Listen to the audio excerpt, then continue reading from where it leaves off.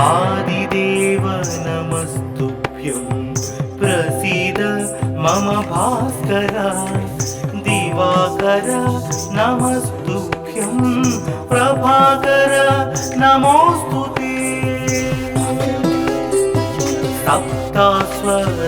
सप्तास्वरधमारूढं प्रचण्डं कश्यपात्मजं श्वेतपद्मधरं देवं तं सूर्यं प्रणमाम्यहम् लोहितं रथमारूढं सर्वलोकपितामहं महापापहरं देवं तं सूर्यं प्रणमाम्यहम् त्रैगुण्यं च महासूरं ब्रह्म विष्णु महेश्वरं महापापहरं देवं तं सूर्यं प्रणमाम्यहम् रुहितं तेजसां पुञ्जं वायुमाकाशमेव च प्रभुं च सर्वलोकानां तं सूर्यं प्रणमाम्यहम् बन्धूकपुष्पसङ्कासं हारकुण्डलभूषितम् एकचक्रधरं देवं तं सूर्यं प्रणमाम्यहम् विश्वेशं विश्वकर्तारं महातेजः प्रदीपनं महापापहरं देवं तं सूर्यं प्रणमाम्यहम् तं सूर्यं जगतां नाथं ज्ञानविज्ञानमोक्षदं महापापहरं देवं तं सूर्यं प्रणमाम्यहम् सूर्याष्टकं पठे नित्यं ग्रहपीडा प्रणाशनम् अपुत्रो लभते पुत्रं दरिद्रो धनवान् भवेत् अमिषं मधुपानं च यः करोति रवेर्भिः सप्तजन्म भवेत् रोगी जन्म कर्म दरिद्रता त्रितैलमधुमांसानि हस्त्यजिस्तूरवेर्धिनि न व्याधिशोकदारिद्र्यं सूर्यलोकं स गच्छति आदिदेव नमस्तुभ्यं प्रसीद मम भास्कर दिवाकर नमस्तुभ्यं प्रभाकर नमोस्तुते सप्तास्वरधमारूढं प्रचण्डं कश्यपात्मजं श्वेतपद्मधरं देवं तं सूर्यं प्रणमाम्यहम् लोहितं रथमारूढं सर्वलोकपितामहं महापापहरं देवं तं सूर्यं प्रणमाम्यहम् त्रैगुण्यं च महासूरं ब्रह्म विष्णु महेश्वरं महापापहरं देवं तं सूर्यं प्रणमाम्यहम् रुहितं तेजसां पुञ्जं वायुमाकाशमेव च प्रभुं च सर्वलोकानां तं सूर्यं प्रणमाम्यहम् बन्धूकपुष्पसङ्कासं हारकुण्डलभूषितम् एकचक्रधरं देवं तं सूर्यं प्रणमाम्यहम् विश्वेशं विश्वकर्तारं महातेजः प्रदीपनं महापापहरं देवं तं सूर्यं प्रणमाम्यहम् तं सूर्यं जगतां नाथं ज्ञानविज्ञानमोक्षदं महापापहरं देवं तं सूर्यं प्रणमाम्यहम्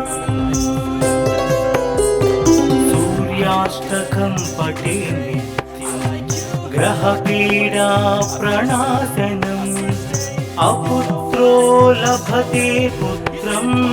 दरिद्रो धनवान् भवेत् अमिषं मधुपानं च यः करोति रवेर्धिने सप्तजन्म भवेद् रोगी जन्म कर्म दरिद्रता त्रितैला मधुमांसानि हस्त्यजिष्टुरवेर्धिनि न व्याधिशोकदारिद्र्यं सूर्यलोकं स गच्छति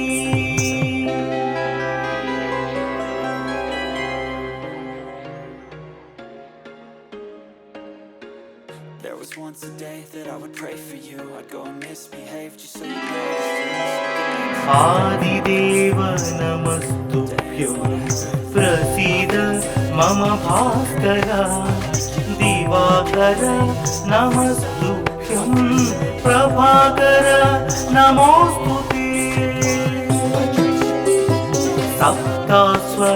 सप्तास्वरथमारूढं प्रचण्डं कश्यपात्मजं श्वेतपद्मधरं देवं तं सूर्यं प्रणमाम्यहम् लोहितं रथमारूढं सर्वलोकपितामहं महापापहरं देवं तं सूर्यं प्रणमाम्यहम् त्रैगुण्यं च महासूर्यं ब्रह्म विष्णु महेश्वरं महापापहरं देवं तं सूर्यं प्रणमाम्यहम् रुहितं तेजसां पुञ्जं वायुमाकाशमेव च प्रभुं च सर्वलोकानां तं सूर्यं प्रणमाम्यहम् बन्दूकपुष्पसङ्कासं हारकुण्डलभूषितम् एकचक्रधरं देवं तं सूर्यं प्रणमाम्यहम् विश्वेशं विश्वकर्तारं महातेजः प्रदीपनं महापापहरं देवं तं सूर्यं प्रणमाम्यहम् तं सूर्यं जगतां नाथं ज्ञानविज्ञानमोक्षदं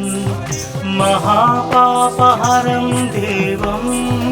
तं सूर्यं प्रणमाम्यहम् सूर्याष्टकं पठे नित्यं ग्रहपीडा प्रणाशनम् अपुत्रो लभते पुत्रं दरिद्रो धनवान् भवेत् अमिषं मधुपानं च यः करोति रवेर्धिने सप्तजन्म भवेद् रोगी जन्म कर्म दरिद्रता त्रितैला मधुमांसानि हस्त्यजिष्टुरवेर्धिनि न व्याधिशोकदारिद्र्यं सूर्यलोकं स गच्छति आदिदेव नमस्तुभ्यं प्रसीद मम भास्कर दिवा दिवाकर नमस्तुभ्यं प्रभाकर नमोऽस्तुते सप्तास्वरथमारूढं प्रचण्डं कश्यपात्मजं श्वेतपद्मधरं देवं तं सूर्यं प्रणमाम्यहम् लोहितं रथमारूढं सर्वलोकपितामहं महापापहरं देवं तं सूर्यं प्रणमाम्यहम् त्रैगुण्यं च महासूरं ब्रह्म विष्णु महेश्वरं महापापहरं देवं तं सूर्यं प्रणमाम्यहम् रुहितं तेजसां पुञ्जं वायुमाकाशमेव च प्रभुं च सर्वलोकानां तं सूर्यं प्रणमाम्यहम् बन्दूकपुष्पसङ्कासं हारकुण्डलभूषितम् एकचक्रधरं देवं तं सूर्यं प्रणमाम्यहम् विश्वेशं विश्वकर्तारं महातेजः प्रदीपनं महापापहरं देवं तं सूर्यं प्रणमाम्यहम् तं सूर्यं जगतां नाथं ज्ञानविज्ञानमोक्षदं महापापहरं देवं तं सूर्यं प्रणमाम्यहम् सूर्याष्टकं पठे नित्यं ग्रहपीडा प्रणाशनम् अपुत्रो लभते पुत्रं दरिद्रो धनवान् भवेत्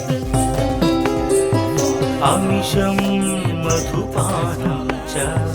यः करोति रवेर्धिनी सप्तजन्म भवेद् रोगी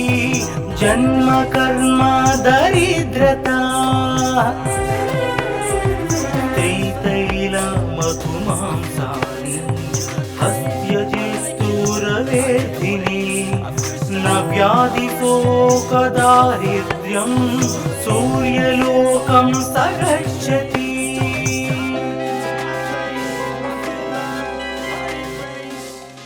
So catch me if I fall.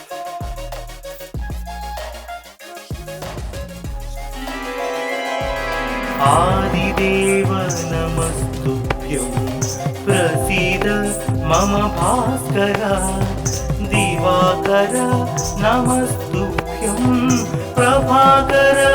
नमोऽस्तुते सप्तास्वरथमारूढं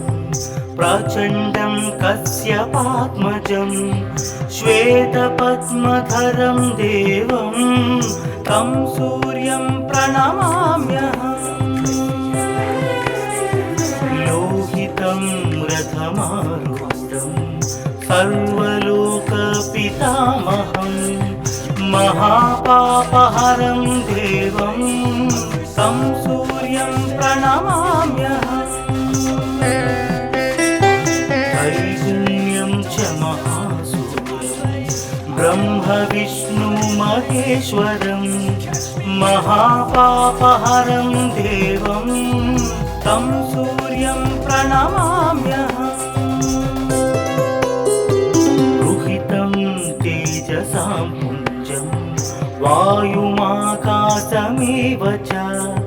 प्रभुं च सर्वलोकानां तं सूर्यं प्रणमाम्यहम् बन्दूकपुष्पसङ्कासं हारकुण्डलभूषितम् एकचक्रधरं देवं तं सूर्यं प्रणमाम्यहम् विश्वेशं विश्वकर्ता महातेजः प्रदीपनं महापापहरं देवं तं सूर्यं प्रणमाम्यहम् तं सूर्यं जगतां नाथं ज्ञानविज्ञानमोक्षदं महापापहरं देवं तं सूर्यं प्रणमाम्यहम् सूर्याष्टकं पठे नित्यं ग्रहपीडा प्रणाशनम् अपुत्रो लभते पुत्रं दरिद्रो धनवान् भवेत् अमिषं मधुपानं च यः करोति रवेर्धिने सप्त जन्म भवेत् रोगी जन्म कर्म दरिद्रता त्रितैला मधुमांसानि हस्त्यजित्सुरवेर्धिनि न व्याधिशोकदारिद्र्यं सूर्यलोकं स गच्छति आदिदेव नमस्तुभ्यं प्रसीद मम भास्कर दिवाकर नमस्तुभ्यं प्रभाकर नमोस्तुते सप्तास्वरथमारूढं प्रचण्डं कश्यपात्मजं श्वेतपद्मधरं देवं तं सूर्यं प्रणमाम्यहम् लोहितं रथमारूढं सर्वलोकपितामहं महापापहरं देवं तं सूर्यं प्रणमाम्यहम् त्रैगुण्यं च महासूरं ब्रह्म विष्णु महेश्वरं महापापहरं देवं तं सूर्यं प्रणमाम्यहम् रुहितं तेजसां पुञ्जं वायुमाकाशमेव च प्रभुं च सर्वलोकानां तं सूर्यं प्रणमाम्यहम् बन्दूकपुष्पसङ्काशं हारकुण्डलभूषितम् एकचक्रधरं देवं तं सूर्यं प्रणमाम्यहम् विश्वेशं विश्वकर्तारं महातेजः प्रदीपनं महापापहरं देवं तं सूर्यं प्रणमाम्यहम् तं सूर्यं जगतां नाथं ज्ञानविज्ञानमोक्षदं महापापहरं देवं तं सूर्यं प्रणमाम्यहम् सूर्याष्टकं पठे नित्यं ग्रहपीडा प्रणाशनम् अपुत्रो लभते पुत्रं दरिद्रो धनवान् भवेत् अमिषं मधुपानं च यः करोति रवेर्धिने सप्त जन्म भवेत् रोगी जन्म कर्म दरिद्रता त्रितैला मधुमांसानि हस्त्यजित्सुरवेर्धिनि न व्याधिशोकदारिद्र्यं सूर्यलोकं स गच्छति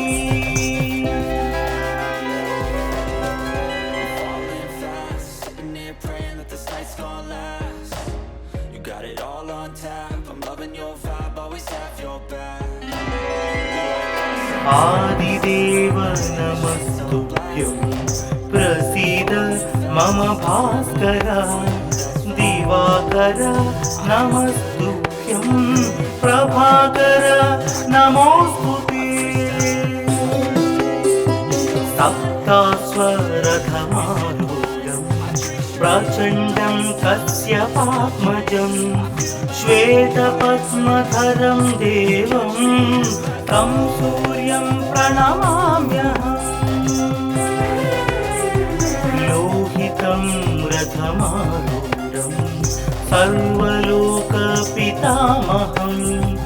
महापापहरं देवं तं सूर्यं प्रणमाम्यहम् त्रैगुण्यं च महासूरं ब्रह्म विष्णु महेश्वरं महापापहरं देवं तं सूर्यं प्रणमाम्यहम् रुहितं तेजसां पुञ्जं वायुमाकाशमेव च प्रभुं च सर्वलोकानां तं सूर्यं प्रणमाम्यहम् बन्दूकपुष्पसङ्कासं हारकुण्डलभूषितम् एकचक्रधरं देवं तं सूर्यं प्रणमाम्यहम् विश्वेशं विश्वकर्तारं महातेजः प्रदीपनं महापापहरं देवं तं सूर्यं प्रणमाम्यहम् तं सूर्यं जगतां नाथं ज्ञानविज्ञानमोक्षदं महापापहरं देवं तं सूर्यं प्रणमाम्यहम् सूर्याष्टकं पठे नित्यं ग्रहपीडा प्रणाशनम् अपुत्रो लभते पुत्रं दरिद्रो धनवान् भवेत् अमिषं मधुपानं च यः करोति रवेर्धिने सप्तजन्म भवेद् रोगी जन्म कर्म दरिद्रता त्रितैलमधुमांसानि हस्त्यजेस्तुरवेर्धिने न व्याधिशोकदारिद्र्यं सूर्यलोकं स गच्छति आदिदेव नमस्तुभ्यं प्रसीद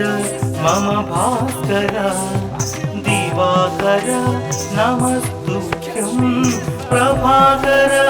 नमोस्तुते सप्तास्वरथमारूढं प्रचण्डं कश्यपात्मजं श्वेतपद्मधरं देवं तं सूर्यं प्रणमाम्यहम् लोहितं रथमारूढं सर्वलोकपितामहं महापापहरं देवं तं सूर्यं प्रणमाम्यहम् त्रैगुण्यं च महासूरं ब्रह्म विष्णु महेश्वरं महापापहरं देवं तं सूर्यं प्रणमाम्यहम् रुहितं तेजसां पुञ्जं वायुमाकाशमेव च प्रभुं च सर्वलोकानां तं सूर्यं प्रणमाम्यहम् बन्दूकपुष्पसङ्कासं हारकुण्डलभूषितम्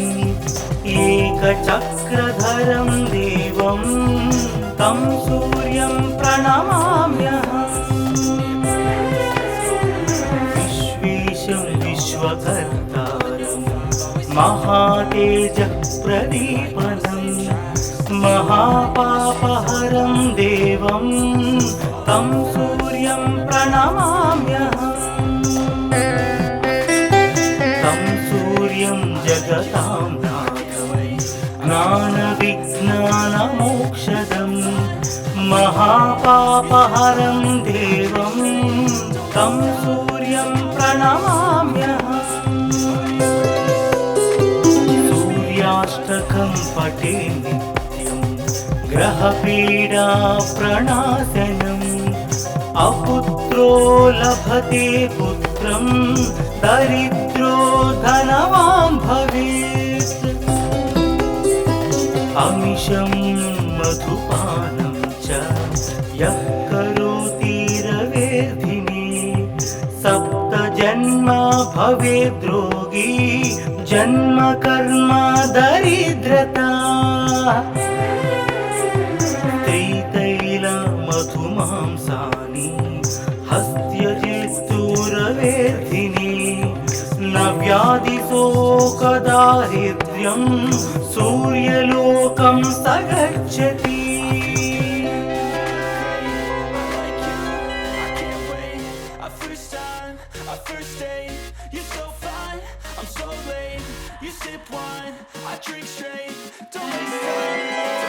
आदिदेव नमस्तुभ्यं प्रसीद मम भास्कर दिवाकर नमस्तुभ्यं प्रभाकर नमोस्तुते सप्तास्वरथमारूढं प्रचण्डं कश्यपात्मजं श्वेतपद्मधरं देवं तं सूर्यं प्रणमाम्यहम् लोहितं रथमारूढं सर्वलोकपितामहं महापापहरं देवं तं सूर्यं प्रणमाम्यहम् त्रैगुण्यं च महासूरं ब्रह्म विष्णु महेश्वरं महापापहरं देवं तं सूर्यं प्रणमाम्यहम् रुहितं तेजसां पुञ्जं वायुमाकाशमेव च प्रभुं च सर्वलोकानां तं सूर्यं प्रणमाम्यहम् बन्दूकपुष्पसङ्कासं हारकुण्डलभूषितम् एकचक्रधरं देवं तं सूर्यं प्रणमाम्यहम् विश्वेशं विश्वकर्तारं महातेजः प्रदीपनं महापापहरं देवं तं सूर्यं प्रणमाम्यहम् तं सूर्यं जगतां नाथं ज्ञानविज्ञानमोक्षदं महापापहरं देवं तं सूर्यं प्रणमाम्यहम् सूर्याष्टकं पठे नित्यं ग्रहपीडा प्रणाशनम् अपुत्रो लभते पुत्रं दरिद्रो धनवान् भवेत् अमिषं मधुपानं च यः करोति रवेर्धिने सप्तजन्म भवेद्रोगी जन्म कर्म दरिद्रता त्रितैलमधुमांसानि हस्त्यजित्तुरवेर्धिने न व्याधिशोकदारिद्र्यं सूर्यलोकं स गच्छति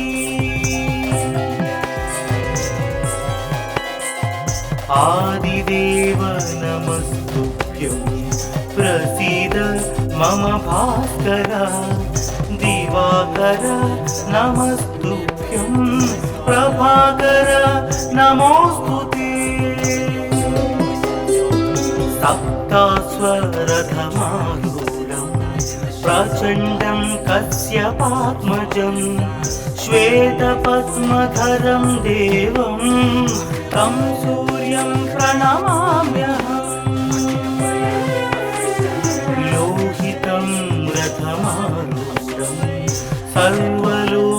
सर्वलोकपितामहं महापापहरं देवं तं सूर्यं प्रणमाम्यहम् त्रैगुण्यं च महासूरं ब्रह्म विष्णु महेश्वरं महापापहरं देवं तं सूर्यं प्रणमाम्यहम् रुहितं तेजसां पुञ्जं वायुमाकाशमेव च प्रभुं च सर्वलोकानां तं सूर्यं प्रणमाम्यहम् बन्दूकपुष्पसङ्काशं हारकुण्डलभूषितम् एकचक्रधरं देवं तं सूर्यं प्रणमाम्यहम् विश्वेशं विश्वकर्तारं महातेजःप्रदीपनं महापापहरं देवं तं सूर्यं प्रणमाम्यहम् तं सूर्यं जगतां नाथं ज्ञानविज्ञानमोक्षदं महापापहरं देवं तं सूर्यं प्रणमाम्यहम् सूर्याष्टकं पठे नित्यं ग्रहपीडा प्रणाशनम् अपुत्रो लभते पुत्रं दरिद्रो धनवान् भवेत् अमिषं मधुपानं च यः करोति रवेधिनी सप्तजन्म भवेद् रोगी जन्म कर्म दरिद्रता त्रिशैलमधुमांसानि हस्त्यजिस्तुरवेदिनी न व्याधिशोकदारिद्र्यं सूर्यलोकं स गच्छति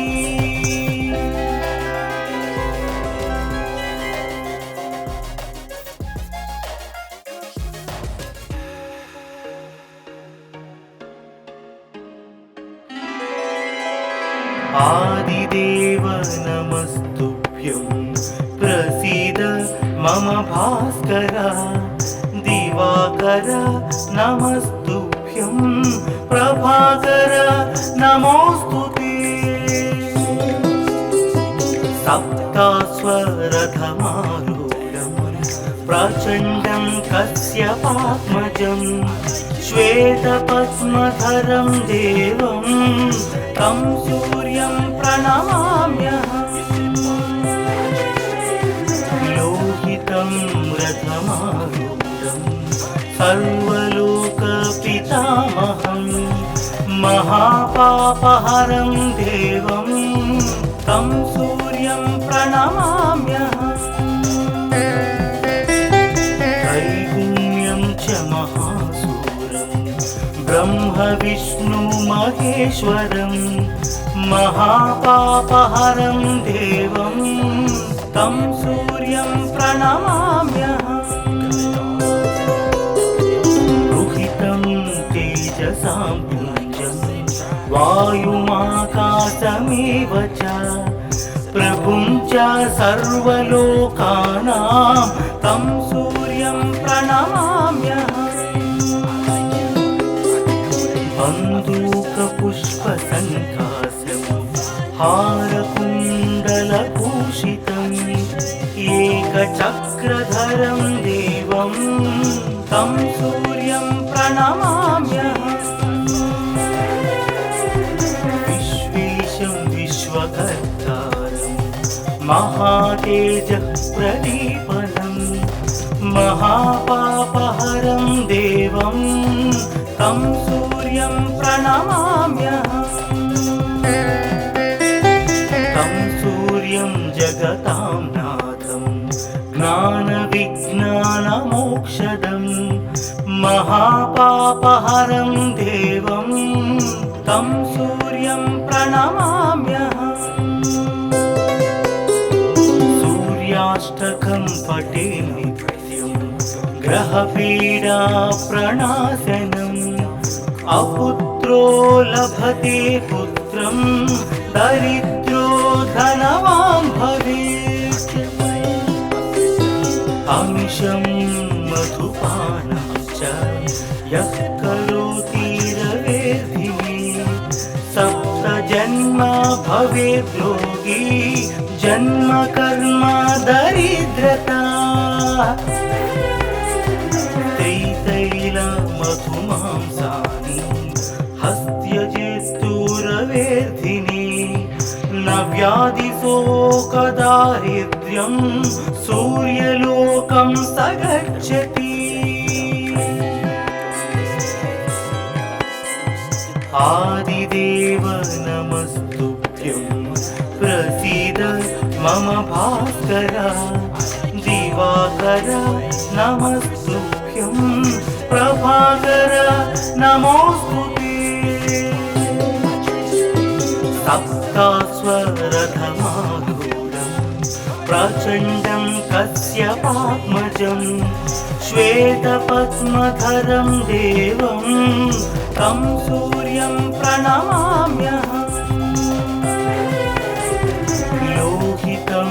रथमारूढं सर्वलोकपितामहं महापापहरं देवं तं सूर्यं प्रणमाम्यहम् त्रैगुण्यं च महासूर्यं ब्रह्म विष्णु महेश्वरं महापापहरं देवं तं सूर्यं प्रणमाम्यहम् रुहितं तेजसां पुञ्जं वायुमाकाशमेव च प्रभुं च सर्वलोकानां तं सूर्यं प्रणमाम्यहम् बन्दूकपुष्पसङ्कासं हारकुण्डलभूषितम् एकचक्रधरं देवं तं सूर्यं प्रणमाम्यहम् विश्वेशं विश्वकर्तारं महातेजः प्रदीपनं महापापहरं देवं तं सूर्यं प्रणमाम्यहम् तं सूर्यं जगतां नाथं ज्ञानविज्ञानमोक्षदं महापापहरं देवं तं सूर्यं प्रणमाम्यहम् सूर्याष्टकं पठे नित्यं ग्रहपीडा प्रणाशनम् अपुत्रो लभते पुत्रं दरिद्रो धनवान् भवेत् अमिषं मधुपानं च यः करोति रवेर्धिने सप्त जन्म भवेत् रोगी जन्म कर्म दरिद्रता त्रितैल मधुमांसानि हस्त्यजेस्तुरवेर्धिने न व्याधिशोकदारिद्र्यं सूर्य